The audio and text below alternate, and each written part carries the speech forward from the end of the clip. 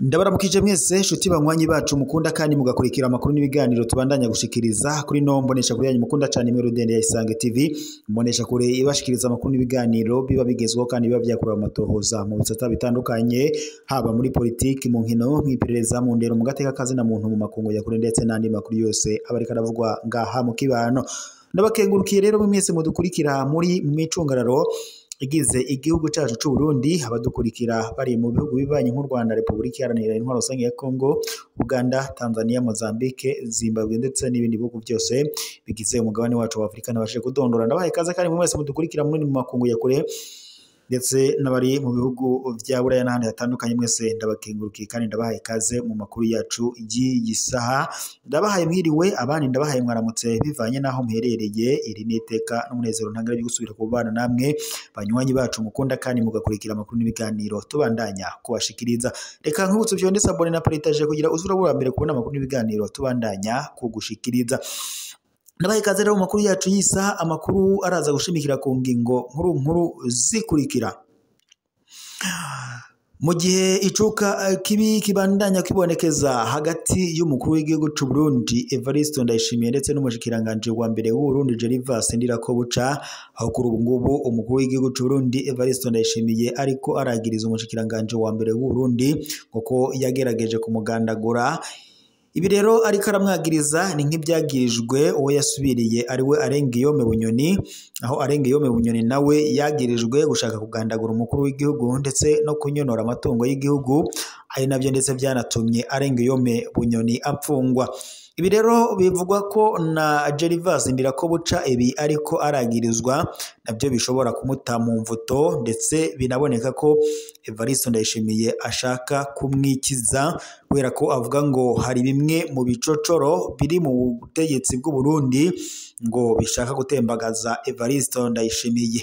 Avuga ko rero mu mugambi mwiza wo kugira ngo abashe kubikiza ari uko bose agomba kubata mu mvuto ndetse akabaha umunyororo w'igihe kirekire nk'uko byashikiye Arengiyome Bunyoni wahoze ari umushikiranganje wa mbere w'u Burundi.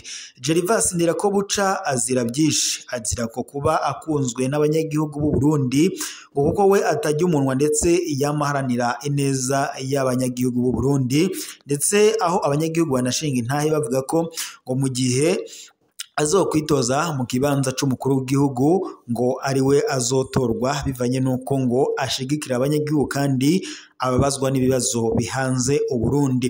Naho Gervais Ndirakobuca rero we azira byinshi kandi ngo ndetse n'umutambukanyi w'umukuru w'igihugu aramuhiga cyane, biboneka ko ashaka kumubogoza mu mabanga. Gervais Ndirakobuca mu minsi iheze murabizi ko yahawe akaruhuko k'izabukuru yakuwe mu gipolisi, ariko ngo hari hategekanijwe ko agomba gukomborwa muri aya mabanga y'ubushikiranganje.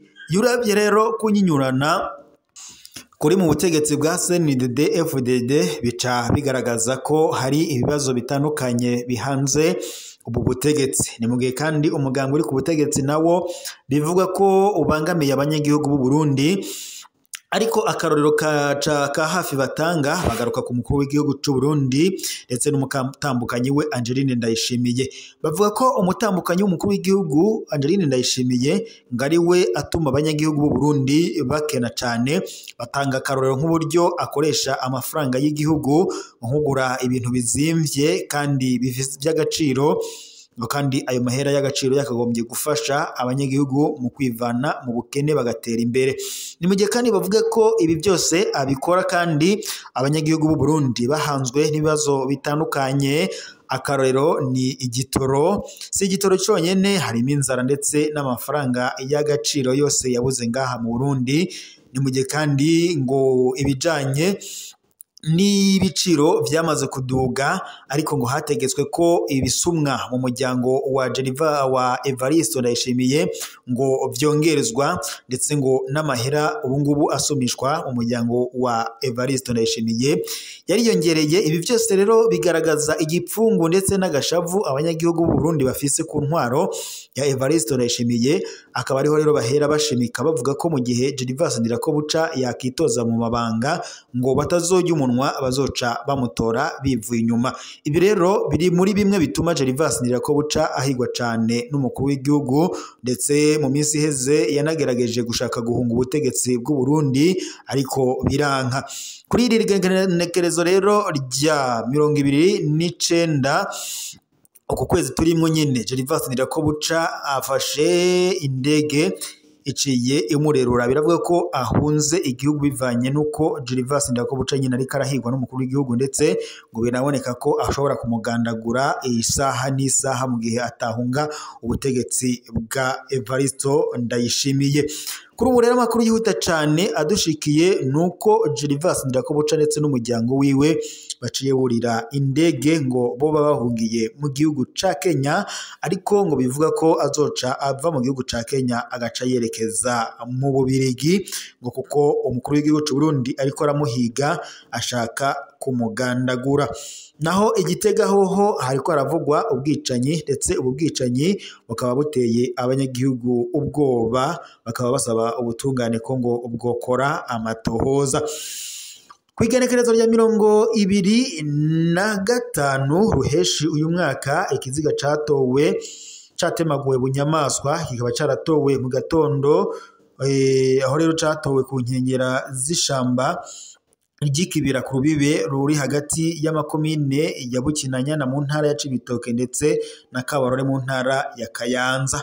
Amakuru aturuka ngaho mu ntara ya Cibitoke avuga ko ico kiziga c'umuntu w'umugabo atamenyekanye ngo cari ciboheye ku giti kiriko ngo kirononekara cane.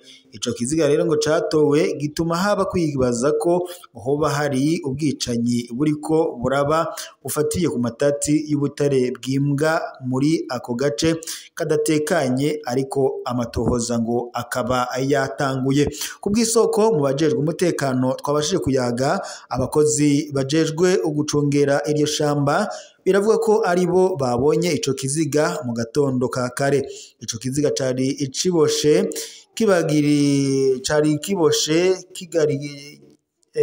kikagira ibikomere byinshi mu gikiriza ndetse no mu ruhanga, aho ngo yatemagujwe igipanga.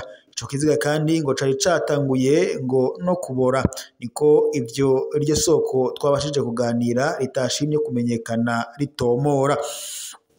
Naho abenshi mu bajejwe intwaro baremeza ko ngo haheze iminsi myinshi batabaje, kuko hibonekeza abantu bitwaje ibigwanisho bakorera muri ico gice c'iryo shamba.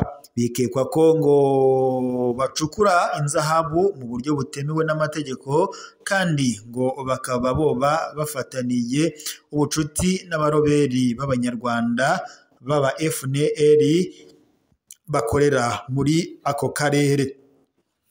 Hari amakuru ariko arakwiragizwa kubw'amasoko yegereye intwaro, uwo yishwe ngo yoba yafashwe afise inzahabu aca aragandagurwa n'abasirikare canke abagwanyi bakorera muri ako gace. Bavuga ko ritaba ari irya mbere hatorwa ikiziga muri ubwo buryo, bikaba bivugwa n'umwe mu banyagihugu bo ngaho Indora.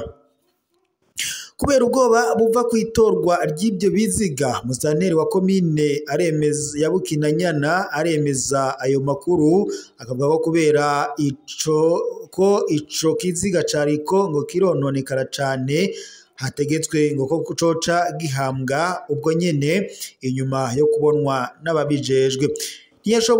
Ntiyashobora ngo kumenyekana kukwirinda rero ngo indwara izo arizo zose ngo bace bafata ingingo yo kumuhamba, niko musanteri wa komine Bukinanyana atomora. Naho abanyagihugu bo mu ntara ya Cibitoke bakaba basaba ubutungane ko bukora umuntumbero yo kwerekana umuco kuri ubwo bwicanyi babona ko ngo ari inyamaswa. Uwo musanteri yamenyesheje kandi ko agiye gukorana n'uburongoye komine Kabarore ndetse n'igipolisi c'Inyamiramabi.